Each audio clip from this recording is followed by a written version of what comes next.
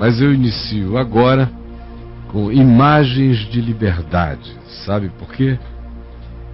Porque eu faço isso a minha vida inteira, mas nos últimos 40 anos como pastor, cuidador de vidas humanas, e todos os dias me dedicando a essa tarefa, eu fui vendo e foi ficando óbvio, claro, esmagador, insuportavelmente simples de ver.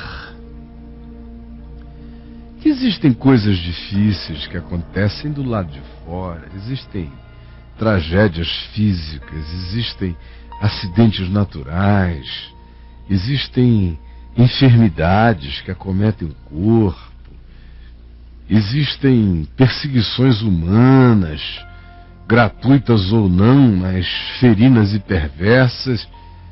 Existe o que existe à nossa volta. Mas tudo que existe à nossa volta é infinitamente menos ruim, muito menos pior do que aquilo que a gente chama de minha realidade aqui, ó, apenas na cabeça da gente. Você leve em consideração nas externalidades da vida tudo que seja difícil e fator complicador. Mas saiba que conquanto essas coisas concretamente existam, o que você sente em relação a elas está ampliado muitas vezes de acordo com o potencial da sua amargura, do seu ressentimento, da sua raiva, da sua negatividade, da sua baixa autoestima, da sua autovitimização, autocomiseração, pena de você mesmo, desgraças. Pegue apenas esses elementos entre milhares de outros que negativamente eu poderia agregar como presentes na gente. Esses que eu citei em si são aqueles em relação aos quais a gente multiplica o mundo concreto. Concretamente, o que existe, existe, com suas dificuldades. No mundo tereis aflições. É sim, tereis. Verdade, realidade. Mas tende bom ânimo, porque eu venci o mundo. Ou seja, olhem para o mundo com os meus olhos, com o meu espírito, com a minha fé, com a minha esperança, com a minha vitória, com a minha ressurreição. Eu venci o mundo. Façam dessa certeza o ânimo, o olhar de vocês. Por quê?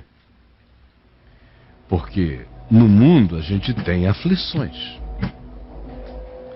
Mas quando a gente não olha para a vida assim, sabe o que acontece?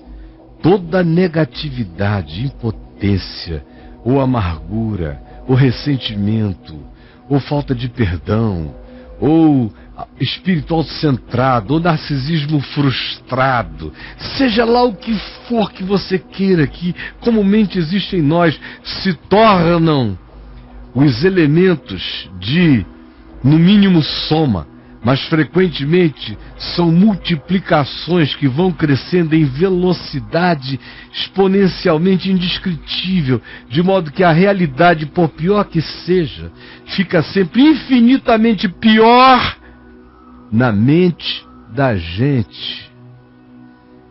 Por isso é que Jesus disse que são os meus olhos que projetam.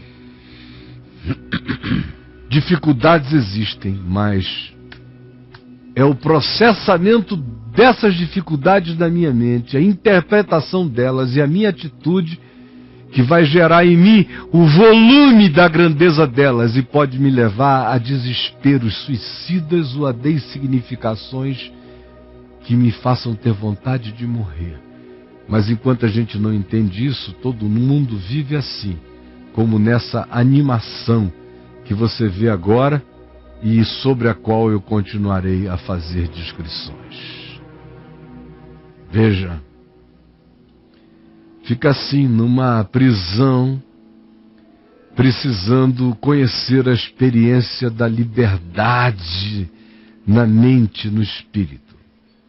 Existencialmente falando, todo mundo, de um modo ou de outro, existe dentro de alguma forma de prisão.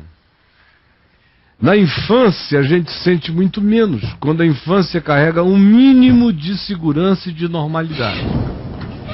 Porque a infância já é em si idílica, criativa, libertária na imaginação.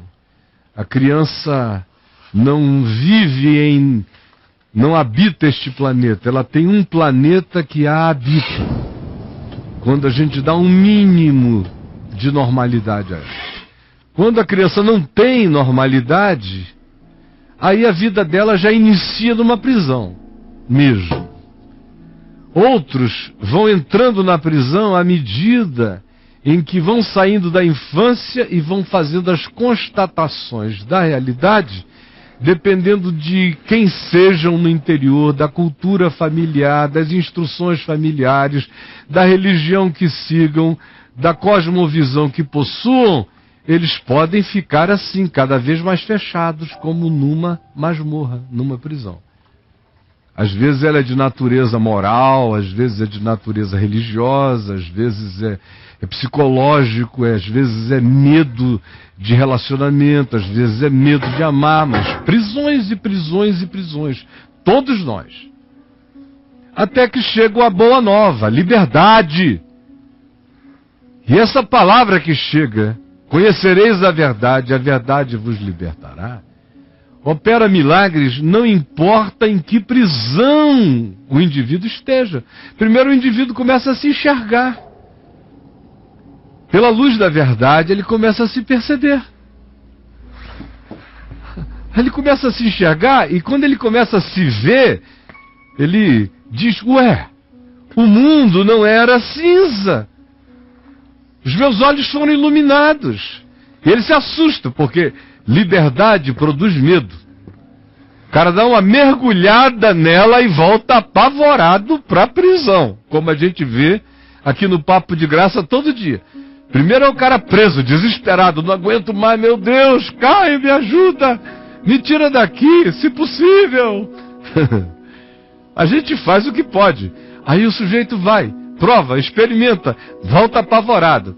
Os medos são tão grandes que ele começa a querer levar para o lado de fora as bugiganguinhas do lado de dentro, ou fazer o contrário, ou ir lá fora, pegar coisinhas lá de fora para mobiliar aqui dentro.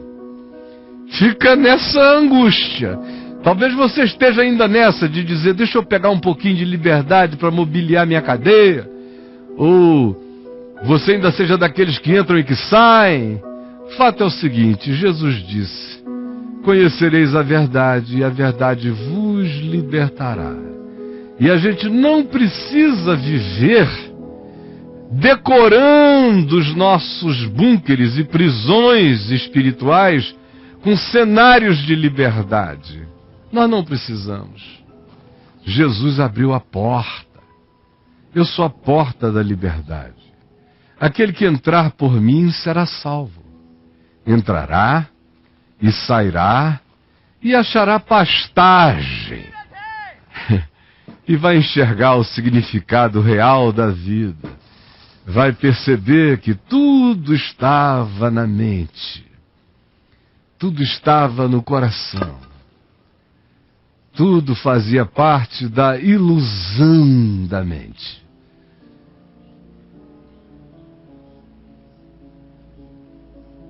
Agora, quantas pessoas hoje estão nessas caixas?